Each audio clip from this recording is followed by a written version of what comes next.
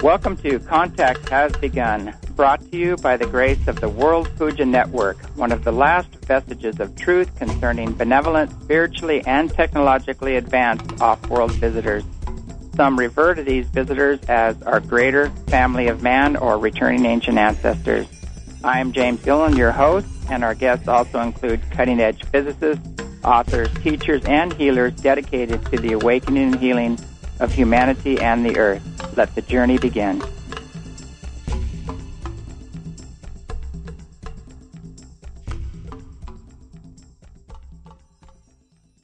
All right, this is James Gillen with World Puja, coming to you live from the East City Ranch now instead of Mexico. It's good to be home, and we had some major recording problems down in Mexico, but now we've got a clear line, so I think things are going to work out great.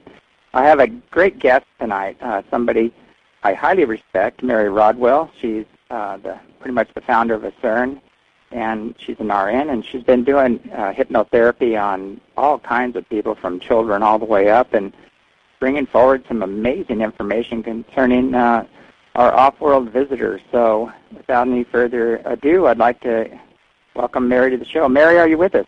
I am, James, and good morning from Australia. Yeah, it's, 7:30 or something? Almost 7:30 in the morning, and I've just had 2 coffees to make sure I'm awake. Okay, good.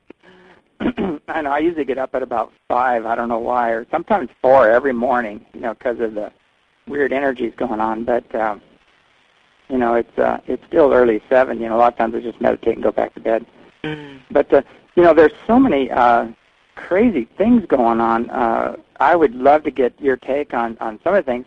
Now, as far as your research into the field of ufology and some of the information coming in from the children and some of the other people you've regressed, whatever you want to cover, whatever you think is most important, I'll just let you take it from there.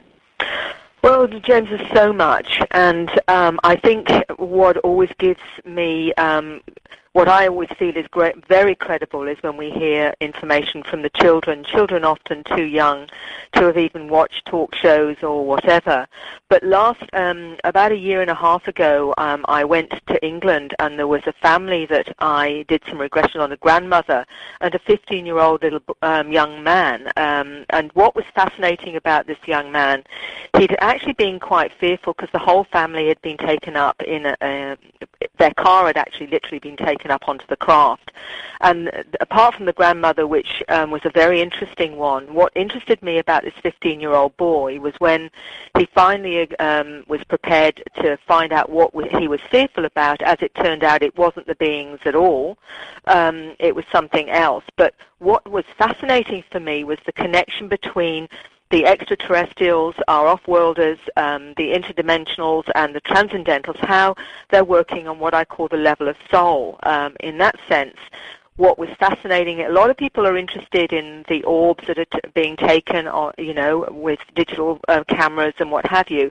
And this young boy said something quite fascinating. When these particular beings that he was connected to were chatting to him, he said, as they were visiting him in an encounter, he said, there's some balls of light. It's Granddad and Grandma and it's Uncle Joe. And he recognized the balls of light as being the spirits or the souls of his grandparents. And he said they're going back into the ship with the beings. So they were not there independently of the beings. In fact, they were, apparently, he said they'd come to make me feel better so I wouldn't be frightened. I found this absolutely fascinating. I've got something for you. My father died, and I've told the story before. And when my father died, his last words were "beam me up." And I go, why would he say "beam me up"? His last words. And then I went outside and I took a photograph above the house, and I got this beautiful turquoise light ship hovering right over the house. Which totally validates, what information you're getting there. Well, what was interesting, too, was when he was talking with the beings in the regression, and it was quite interesting because he was having a dialogue with one of the beings, and he said, yes, I know I'm special, I know I've incarnated here 27 times, and that I know that I've got something to do, and yes, I won't touch the drugs, and I won't, and he was literally just confirming to the being who was obviously giving him a bit of a lecture about how he's got to stay on track. And it was just absolutely fascinating because I literally stepped back while this was going on. And all of this was just coming out of this 15-year-old lad, Mm-hmm. And I find these quite profound because, again, often these young people, it's not stuff they're personally researching. They're not reading information on this. This is purely coming from that other part of them that they tap into when they go into that space. And to me, of course, it just gives it further validity. I mean, one of the things that I'm going to be speaking about at the Congress in February, this month actually, is the connection to soul, taking this right out of what I see as the very fear-based way of understanding our encounters and our interactions with our cosmic family, is the fact that one of the ladies that I'm going to be talking about is a former teacher, and you've met her, James, Suzanne Hansen.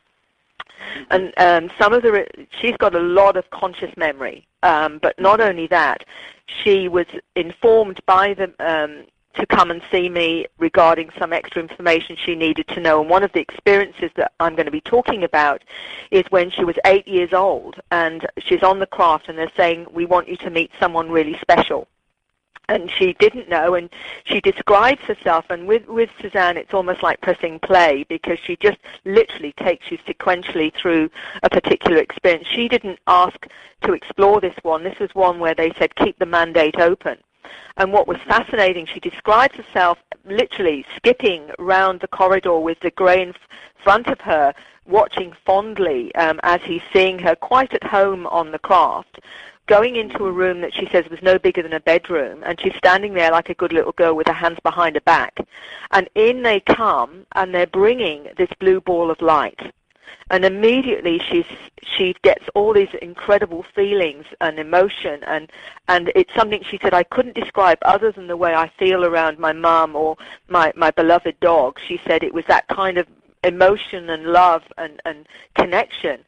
And she's not sure what to do about this ball of light because she doesn't understand why they brought this ball of light to her.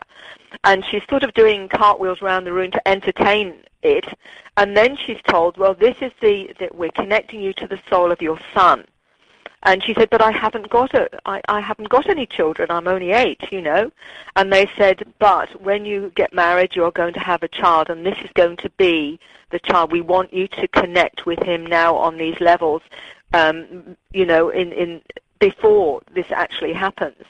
It was extremely profound to her, but what was fascinating was sometime later, she's told again to fly over to Perth to see me. There's something else she needs to find out.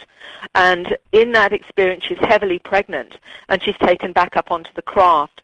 And what is the most amazing thing that she describes, and I will be covering this at the end of my presentation, is that they bring in this ball of light, which is her son, and they actually put it over her abdomen, and she is taken into another frequency, and her voice changes. She goes into it's quite strange to hear it, actually, in the regression. And they are literally, she's watching this ball of light and feeling this ball of light become part of her. And it was, and there's the beings, there's different kinds of beings standing there, and they're all very, very happy that it's gone so well. And the interesting thing, James, I know you'll understand this, is they were telling her that he was going to have 2 levels of education. One was going to be the human ET education that many on the craft have from the human self, but they were also saying the ET part of him, and I know you'll understand that, was actually going to have an ET education. So we're going to be 2 levels of education. And he's described, as Susie mentions it and others have done, the 3rd wave, or the sleepers, the ones that are not yet fully awake but have a job to do and a mission, but they're not aware of it yet. But they will be woken up when the